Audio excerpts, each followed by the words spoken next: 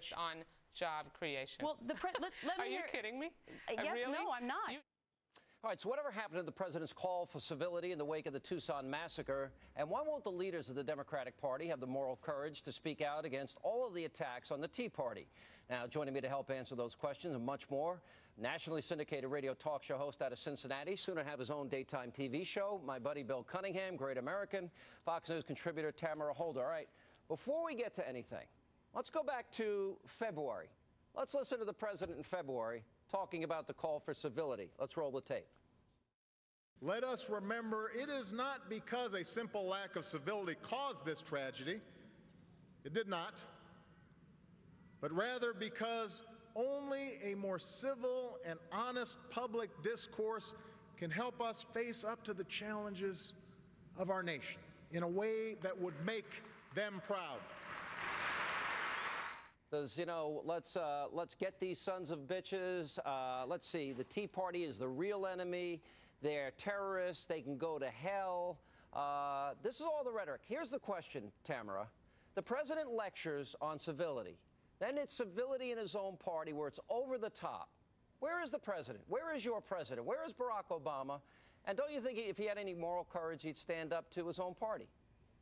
Okay, well, again, to correct you, as I always do, this is our president, and these are our issues, Your president, Sean. Barack Obama. No. Where is he? This is the problem. The problem is that the right continues to take words from clips, from speeches. Son of a bitch? Yes. Excuse me. The Let's issue see. is we can go straight to hell. Is that son of a bitch, racist, terrorists, and barbarians at the gate. You want me to keep going? Okay.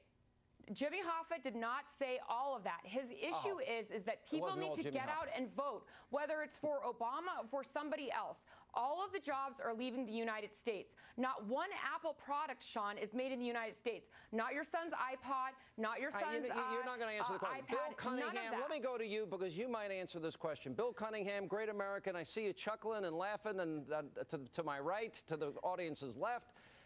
Help me out here. This is delicious hypocrisy. 16 years ago, when McVeigh blew up the federal building in Oklahoma City, Clinton went after Rush Limbaugh. And now the Hurricane Irene has been blamed on the Republicans because not enough infrastructure spending. We had in Cincinnati a couple days ago Biden show up, talk about barbarians. And, you know, Sean, as a conservative, I like a red meat, bloody debate. I like it all. The problem is that when Republicans engage in some of the twisted rhetoric of the Democrats, they're lectured by the president not to do it. When Democrats do it, Obama's like one of those guys holding coats as two people begin to fight, pretending as if he had nothing to do with any of it. So what offends me as an American, Sean Hannity, is not the words that are used. Look at the kinds of things Jefferson said about John Adams back and forth. That's okay. It's the hypocrisy of the left that gives to themselves the honor of only determining what is good and what is bad. To me, it's tasty hypocrisy. Hey, look, wait a minute. The president lectured us on civility. He lectured the country. Words that would make them proud, he said after the Tucson tragedy. Now, at that point, Democrats have been blaming Sarah Palin for using what Bob Beckel created, which is targeted districts. And they took it out of context. So the question here is, where is the civility, where is the rhetoric that Barack Obama would be proud of? And does he have the moral courage here, Tamara? And do you have the moral courage to stand up and tell your president, stand up to your own party, don't be a hypocrite, don't speak out of both sides of your mouth, and don't politicize the rhetoric?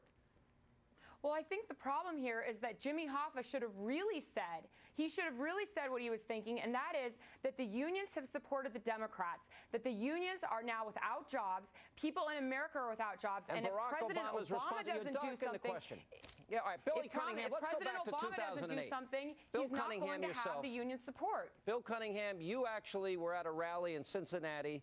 It was then candidate John McCain. And you were talking about Barack Hussein Obama. Let's go back to the videotape. Jay Carney was asked about it earlier today. Your controversy. Some of us covered the campaign and recall a time when somebody made some harsh comments about then Senator Obama during the introduction of a McCain rally, and the Obama campaign was offended and expected an apology, and Senator McCain came out and did so. Mr. Hoffa speaks for himself. He speaks for the labor movement, AFL-CIO. President speaks for himself. I speak for the president. So the precedent you're setting right now for the 2012 election is the Republican candidates are the ones that we need to pay attention to, and those who introduce them at rallies, they're surrogates. So you don't need to pay attention to anything that they say. I think I've said what I can say about this. Bill Cunningham, when you said Barack Hussein Obama, which, by the way, Barack Obama used those words himself when he became the president and took the oath of office. What happened to you with the McCain campaign?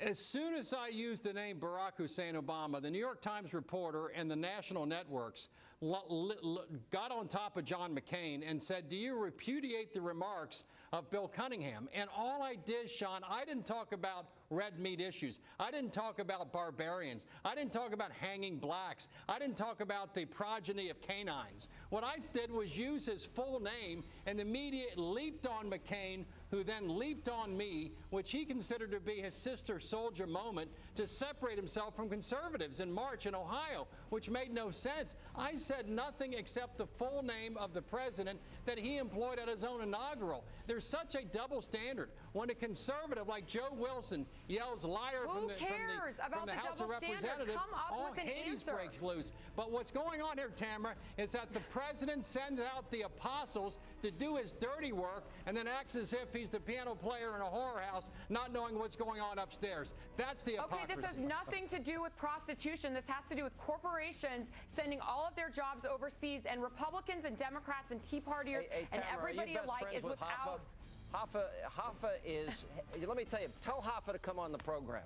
Tell Hoffa to come on. Your buddies with him. Jimmy Hoffa, wait a minute. Let me tell you something. The leadership of unions, they take rank and file money and they pour it down the sewer so that they can hang out with the rich and the famous and lead lives of luxury.